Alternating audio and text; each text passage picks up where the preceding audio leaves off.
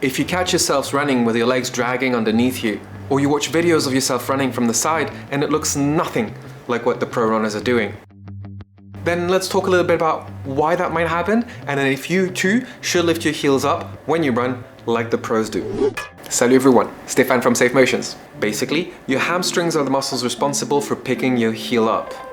The hamstrings are a set of 3 muscles that run from this bone here and this bone there all the way down to these bones right there at the top of the bottom of the leg. The top of the bottom of the leg. So when you contract the hamstrings, it bends the knee.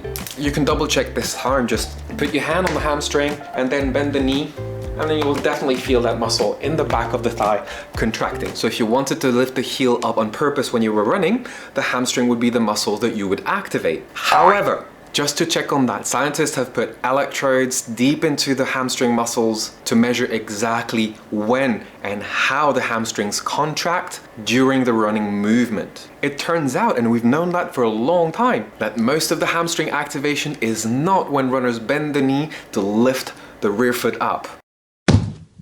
The activation of the hamstrings is when the foot hits the floor all the way almost until the foot leaves the floor as you push off to drive yourself forward. When the heel kicks up, there is no activation of the hamstring. So then, how is the heel of pro runners going upwards if they're not contracting their hamstrings? And is it that important to train our hamstrings for running? Let's answer that first question first. In reality, that heel lift does depend on how fast you run. Those pro runners that you see on TV racing, they need to cover such a long distance in one stride, together with a healthy cadence and without overstriding. You can only achieve that with a proper knee drive. That's using the hip flexors to drive the knee forward. Without that action, we'll get into some unhealthy heel striking territory. Not good. So actually, purely mechanically driving the knee forward with enough momentum is going to generate enough force to just lift naturally the foot off of the floor, sometimes all the way up to the glutes. You add to that all the energy that was stored in the hamstrings during all the time the foot was on the floor. When that energy is released as the foot takes off, you get that recoil effect that just picks the foot up off of the floor. So that heel lift is actually just a mechanical consequence of that powerful knee drive. So should you focus on picking up your heel when you're running? Probably not.